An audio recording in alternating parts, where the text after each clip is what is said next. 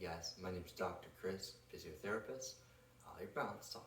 And I'm here to talk to you about how to improve your balance one step at a time. Now, I've worked with thousands of people working on balance. And I want to have the conversation with you that I have with them on, all right, I can do this, but I can't do that. How do I go from point A to point B? Well, this is how, step by step.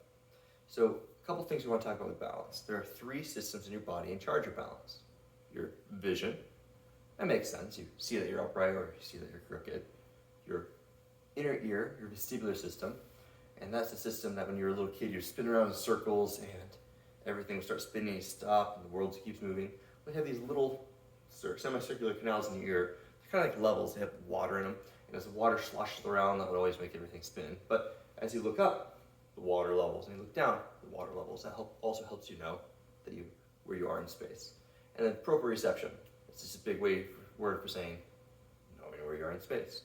I like to call it just sensation. So your vision, your inner ear, and proprioception. All right. The older we get, the more and more we rely on our vision, right?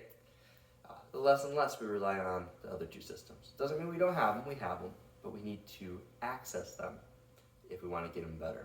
The phrase I like to use is use it or lose it. I'm sure you've all heard that phrase. So what we want to do is start working on our balance and getting our balance better.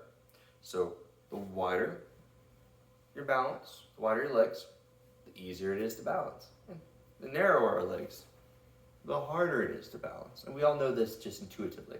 You don't see pitchers out there, they have this wide stance, they wind up and throw, the hockey players wind up and hit, golf people wind up. You don't see pitchers up here throwing a ball, or hockey people trying to hit, or a boxer coming together like this with their feet together. No, they don't do that. Why? Worse balance. So when you are moving around in life, go wide. If you need balance, go wide.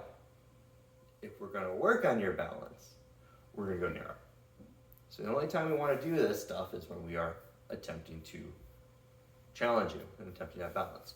I've seen far too many people start walking, whoop, their legs go together, and then they start having a really hard time walking. Or when they're walking, their legs kind of almost go in front of each other. It's all good and nice for a catwalk, but not for real life. So, first rule, go wide when you need balance.